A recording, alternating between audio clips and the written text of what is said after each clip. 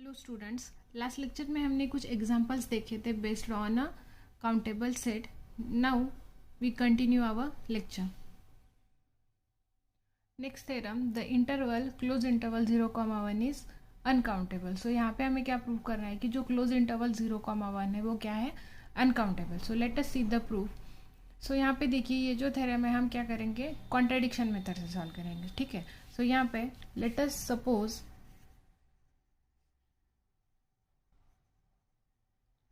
closed interval 0,1 is countable. तो यहाँ पे क्या किया है हमने, बाय कॉन्ट्रडिक्शन मेथड हमने यहाँ पे सपोज किया है कि क्लोज इंटरवल 0,1 क्या है, अनकाउंटेबल है. ठीक है. सो यानी कि क्लोज इंटरवल 0,1 क्या है, काउंटेबल है. So which implies either close interval 0,1 is finite और डिन्यूमरेबल. तो देखिए, कोई भी सेट अगर काउंटेबल रहेगा तो या तो क्या रहना चाहिए, वो फाइनाइट रहेगा या फिर डिन्यूमरेबल रहेगा. ठीक है.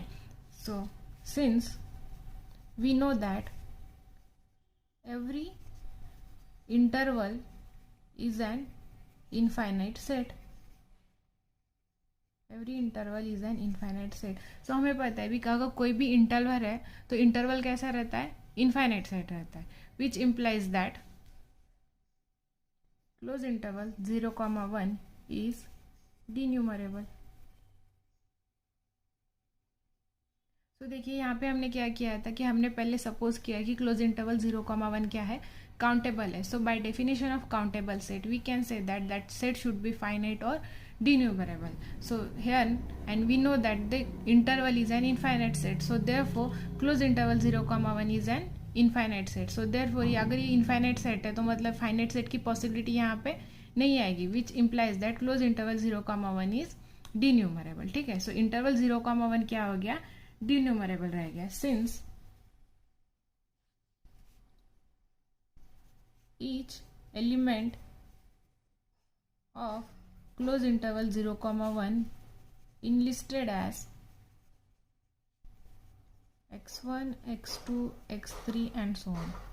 सो यहाँ पे क्या किया है, देखिए इंटरवल कैसा हो गया अपना, डिन्यूमरेबल हो गया. सो डिन्यूमरेबल है इसलिए उसके सारे एलिमेंट्स हमें काउंट करने आता है. ठीक है. So therefore we can say that each element of close interval enlisted as x1, x2, x3. मतलब यहाँ पे क्या किया है, जो क्लोज इंटरवल 0,1 के जो एलिमेंट है उसको हमने क्या बोला है, x1, x2, x3 and so on. So यहाँ पे देखिए, क्लोज इंटरवल 0,1 कैसा है, इनफाइनाइट सेट है और इसके जो सारे एलिमेंट्स कैसे रहेंगे, रियल नंबर है. ठीक है. सो हमें पता है कि किसी भी रियल नंबर को हम इनफाइनाइट डेसिमल एक्सपांशन की फॉर्म में लिख सकते हैं. So what is the infinite decimal expansion. यहाँ पे देखिए, सपोज अगर कोई एलिमेंट है अपने पास 1 belongs to R, is a real number. So 1 को हम इक्विवेलेंट लो ऐसे लिख सकते हैं 0.9999 एंड सो ऑन. ठीक है. सो मतलब क्या हो गया, रियल नंबर को हमने क्या किया है, इनफाइनाइट डेसिमल एक्सपांशन में लिया. ये क्या है, डेसिमल एक्सपांशन है 0 विच इज इक्विवेलेंस टू 1. ठीक है. Similarly 2 is also real number. इसको हम कैसे लिख सकते हैं, 1.9999 एंड सो ऑन. इस तरह से लिख रहे हैं. मतलब 2 को हमने क्या किया, यहाँ पे इनफाइनाइट डेसिमल एक्सपांशन की फॉर्म में लिखा है, विच इज इक्विवेलेंट टू क्या हो गया, 2 which is belongs to real number. So हम क्या कह सकते हैं, यहाँ का कोई भी रियल नंबर है उसको हम क्या कर सकते हैं, किसी भी रियल नंबर को हम इनफाइनाइट डेसिमल एक्सपांशन की फॉर्म में लिख सकते हैं. ठीक है. सो यहाँ पे देखिए, ये जो इंटरवल है क्लोज इंटरवल 0,1, इसमें के जो सारे एलिमेंट्स क्या है, रियल नंबर्स है. वो रियल नंबर्स हमने क्या बोला है, x1, x2, x3 and so on. मतलब क्या हो गया कि ये जो सारे एलिमेंट्स है इंटरवल के, उसको भी हम क्या कर सकते हैं कि इनफाइनाइट डेसिमल एक्सपांशन की फॉर्म में लिख सकते हैं. ठीक है. सिंस every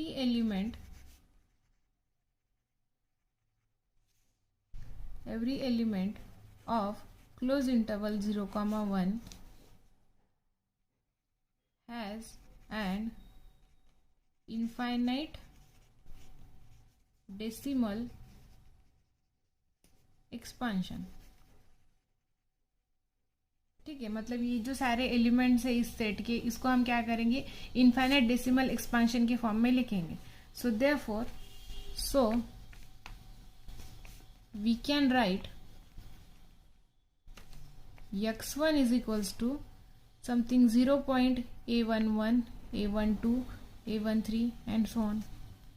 ठीक है. Similarly we can write x2 is equals to 0.a21, a22, a23 and so on.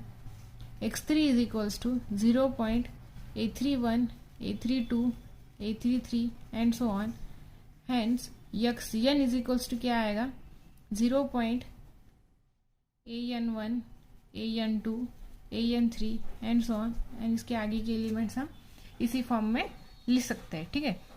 सो यहाँ के जो सारे एलिमेंट्स है उसको हमने इनलिस्ट किया था by using the elements x1, x2, x3. वो सारे एलिमेंट्स को हमने क्या किया है इनफाइनाइट डेसिमल एक्सपांशन की फॉर्म में लिखा है. सो what is the expansion. x1 को हमने लिखा है 0.a11, a12, a13 and so on. x2 is equals to 0.a21, a22, a23 and so on. x3 is equals to 0.a31, a32, a33 and so on up to xn is equals to 0.an1, an2, an3 and so on. And उसके आगे के जो सारे elements हैं हम इसी form में क्या लिख सकते हैं इन दी डेसिमल एक्सपांशन हम यहाँ पे लिख सकते हैं. सो देखिए यहाँ पे जो each decimal infinite decimal expansion है contains an infinite number of non zero elements. So यहाँ पे देखिए ये जो सारे एलिमेंट्स है क्या है इनफाइनाइट है. वो सारे के सारे कैसे हैं नॉन जीरो एलिमेंट्स है. ठीक है. नॉन जीरो इनफाइनाइट नंबर्स के एलिमेंट है. सो नाउ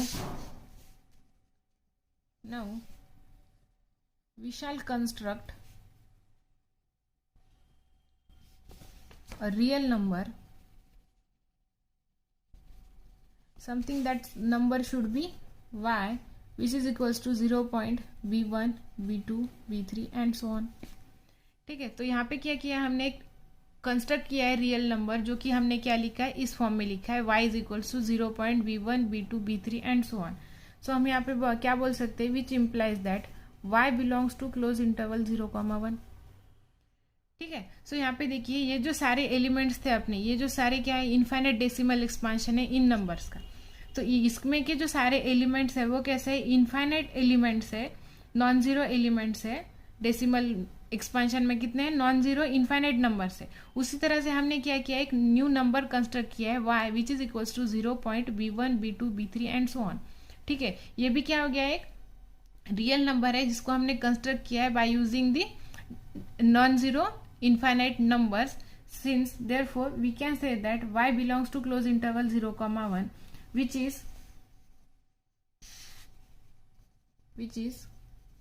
different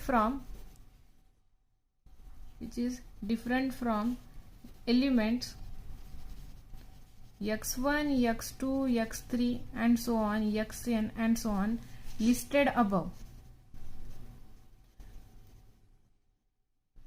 समझ रहे हो. यहाँ पे जो हमने क्या किया था यहाँ पे देखिए हमने क्या किया था ये जो एलिमेंट है ये जो सारे एलिमेंट्स है किसमें क्या है क्लोज इंटरवल 0,1 के. ये जो सारे एलिमेंट्स को हमने क्या किया था इस तरह से इनलिस्ट किया था x1, x2, x3 and so on. उन सारे एलिमेंट्स को हमने क्या किया था फिर इनफाइनाइट डेसिमल एक्सपांशन की फॉर्म में लिखा था. सो x1 को हमने इस फॉर्म में लिखा x2 को this form and x3 should be equals to this.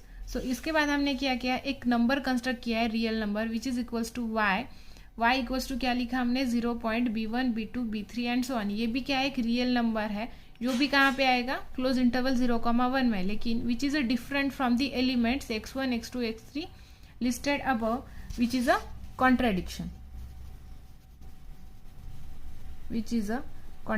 Why this is a contradiction? Because we know that हमने क्या सपोज किया था कि क्लोज इंटरवल 0,1 काउंटेबल है एंड इनफाइनाइट सेट है therefore close interval 0,1 is denumerable. ठीक है. So which is a contradiction which implies close interval 0,1 is uncountable.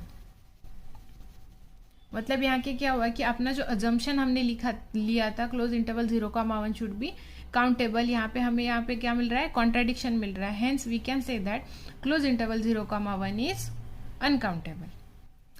Next corollary the set of all real numbers is uncountable. So यहाँ पे देखिए corollary दिए कि हमने क्या बोला गया कि जो set of all real numbers है वो क्या है अनकाउंटेबल. सो यहाँ पे देखिए हमने क्या किया suppose that R is countable. ठीक है. हमें यहाँ पे क्या किया है कॉन्ट्राडिक्शन मेथड से हम इसको सॉल्व कर रहे हैं. सो हमें क्या बोला है यहाँ पे कि जो रियल नंबर का जो सेट है उसे हमने क्या बोला अनकाउंटेबल बोला है, ठीक है, मतलब काउंटेबल बोला है. So close interval 0,1 in as is an infinite subset of R. So यहाँ पे देखिए आर को क्या बोला है हमने, काउंटेबल बोला है. वहां का हमने क्या किया, एक इनफाइनाइट सबसेट लिया है which is equals to close interval 0,1. So 0,1 is an infinite subset of R. Since infinite subset of countable set is countable, ये क्या है अपना एक थ्योरम है जो लास्ट हमने लेक्चर में देखा था. So therefore we can say that close interval 0,1 is countable, which is a contradiction. Why this is a contradiction? Because last theorem में हमें क्या देखा था कि close interval 0,1 क्या है, uncountable, which is a contradiction. Thus our assumption is wrong. So therefore we can say that R is uncountable because हमने assumption में क्या लिया था कि R is a countable, जो कि हमें नीचे जाके क्या मिल रहा है, contradiction मिल रहा है. So hence we can say that our assumption is wrong. Therefore set of all real numbers capital R is an uncountable set. Next corollary, the set yes of all irrational number is uncountable. So यहाँ पे हमें क्या prove करना है कि जो set है irrational number का उसको हमने क्या बोला है, सेट यस बोला है, उसको हमें क्या करना है, अनकाउंटेबल प्रूव करना है, ठीक है. So assume that set of all irrational number is countable. So यहाँ पे भी हमें क्या करना है कि हमने क्या किया है, ये जो करोलरी है हम कॉन्ट्रेडिक्शन मेथड से प्रूव कर रहे हैं, ठीक है. So assume that set of all irrational number is countable, that is yes is equal to, this is a notation for irrational number, ठीक है. So yes is equals to q complement is a countable. We know that q is countable, which implies that q union q countable which is equals to r is countable. So यहाँ पे देखिए हमने क्या assume किया, yes is equal to q complement is a countable set. We know that q is countable. So देखिए यहाँ पे yes and q both are countable. So therefore their union is also countable. So इन दोनों set का अगर union करेंगे तो हमें क्या मिल रहा है, set of real number which is countable, which is a contradiction because we know that set of real number is a uncountable. Thus our assumption is wrong. Therefore we can say that set of all irrational number is also uncountable set. Next theorem, an open interval a comma b is equivalent to any other open interval c comma d, that is a comma b interval a comma b is equivalent to interval c comma d. So यहाँ पे क्या बोला गया है, देखिए कि कोई भी अगर दो इंटरवल रहेगी open interval, those two intervals are equivalent to each other. ये क्या करना है यहाँ पे हमें प्रूफ करना है. सो ठीक है. सो देखिए यहाँ पे हमें क्या करना है कि दोनों इंटरवल को हमें क्या करना है, इक्विवेलेंट प्रूव करना है. सो इक्विवेलेंट का क्या मतलब होना चाहिए कि इक्विवेलेंट मतलब वहां पे उन दोनों सेट के ऊपर हमें एक फंक्शन डिफाइन करना चाहिए F such that function should be 1 1 and on 2, ठीक है. सो कंसिडर, सो यहाँ पे देखिए हम एक फंक्शन डिफाइन करेंगे on the interval f from a comma b to c comma d define by, so देखिए यहाँ पे हम एक फंक्शन डिफाइन कर रहे हैं, f of x is equals to x minus a d minus c upon b minus a plus c, where x belongs to interval a comma b. So यहाँ पे देखिए हमें क्या किया है, एक फंक्शन डिफाइन किया है f on close interval a comma b to c comma d defined by f of x is equals to x minus a into d minus c upon b minus a plus c, where x belongs to interval a comma b. सो देखिए ये function हमने define किया है, ठीक है. अगर ये function 1 1 and on 2 हो जाएगा तो हम क्या कह सकते हैं कि जो दोनों जो इंटरवल है वो कैसे है, इक्विवेलेंट है, ठीक है. सो फंक्शन अगर कोई भी 1 1 है तो उसको क्या बोलेंगे, we know that function f is said to be 1 1 if f of x1 is equals to f of x2 if and only if x1 is equals to x2. Okay. So function को हम 1 1 कम बोलेंगे जब function ये condition satisfy करेगा, then we can say that function should be 1 1, ठीक है. सो यहाँ पे हमें क्या करना है, दो एलिमेंट्स की जो इमेज है F of x1 F of x2 equals लिया तो हमें क्या प्रूव करना है कि वो जो दो एलिमेंट्स है वो भी कैसे होने चाहिए, इक्वल होने चाहिए. नाउ सपोज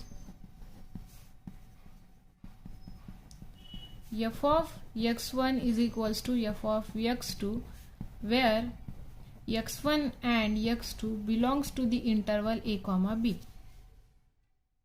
ठीक है, सो यहाँ पे हमने क्या लिया है, f of x1 is equals to f of x2 लिया है where x1 and x2 belongs to a comma b. अगर ये दोनों एलिमेंट्स x1 and x2 अगर इक्वल आ गए then we can say that function should be 1 1. ठीक है, सो देखिए f of x1 is equals to क्या आया था, यहाँ पे देखिए f of x हमने कैसे डिफाइन किया, x minus a d minus c upon b minus a plus c. So therefore f of x1 क्या आएगा यहाँ पे, x1 minus a into d minus c upon b minus a plus c which is equals to similarly f of x2 क्या आएगा यहाँ पे, x2 minus a into d minus c upon b minus a plus c.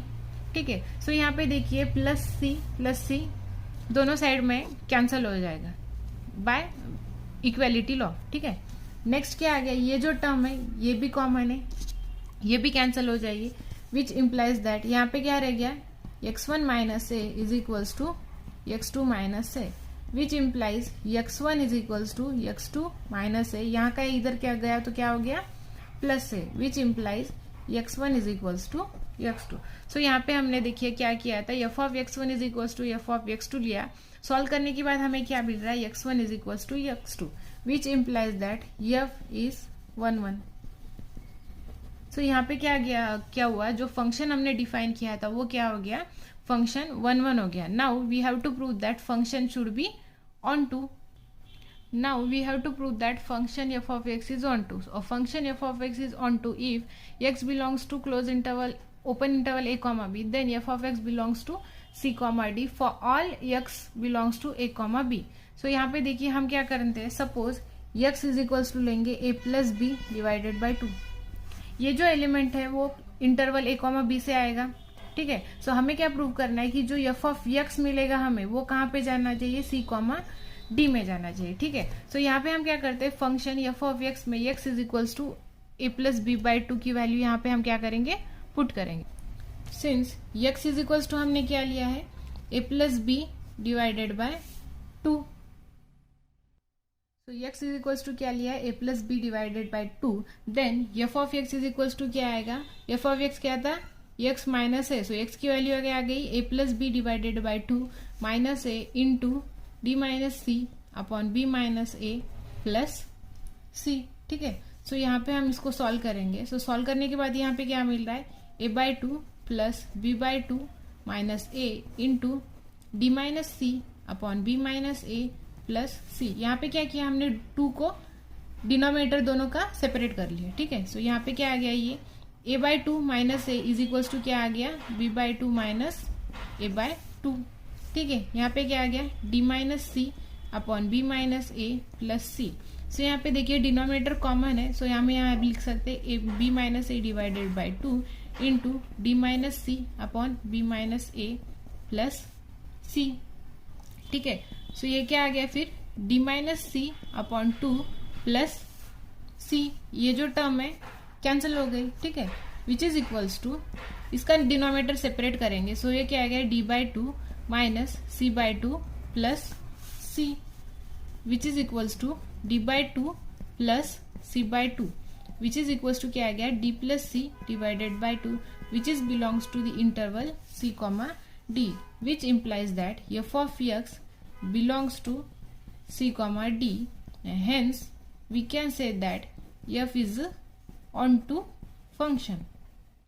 So यहाँ पे क्या हो गया कि फंक्शन क्या हो गया, 1 1 भी हो गया और ऑन टू भी हो गया. We can say that which implies f is a bijective function, f is a bijective function and hence a comma b interval is equivalent to interval c comma d. सो यहाँ पे क्या हो गया, हमने जो फंक्शन डिफाइन किया था f of x वो क्या हो गया, बाइजेक्टिव फंक्शन हो गया. मतलब 1 1 करस्पॉन्डेंस यहाँ पे फॉर्म हो रही है between the two sets. Therefore we can say that the interval a comma b is equivalent to interval c comma d. So next topic is binary and ternary expansion of a real number. So अभी हम क्या देखेंगे, किसी भी real number का binary और ternary expansion क्या होता है.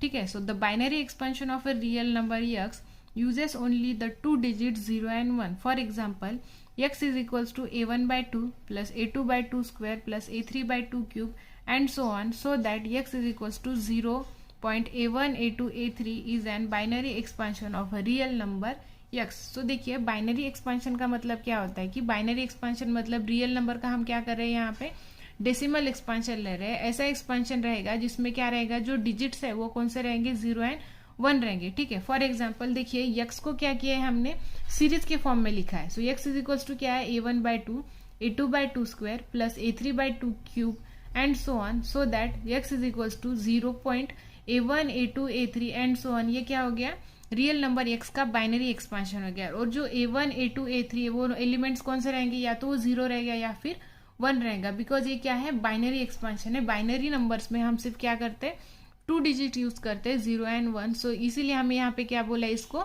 बाइनरी एक्सपांशन बोला है, बिकॉज बाइनरी एक्सपांशन में सिर्फ 2 डिजिट्स यूज हो रहे हैं 0 एंड 1। ठीक है, सो देखिए यहाँ पे हम एक एग्जाम्पल लिया है। सिंस 1/2 को हम क्या कर सकते हैं, यहाँ पे 1/2 को हमने सीरीज फॉर्म में लिखा है। सो देखिए 1/2 is equals to 1/2 plus 0/2 square plus 0/2 cube plus 0/2 raise to 4 and so on. ठीक है, देयरफॉर 1/2 इज इक्वल्स टू क्या आ गया, फिर 0 पॉइंट या ये जो एलिमेंट्स है यहाँ पे क्या लिया था a1 a2 a3, so which is equals to क्या आ गया यहाँ पे 0.1000 is an binary expansion of 1/2।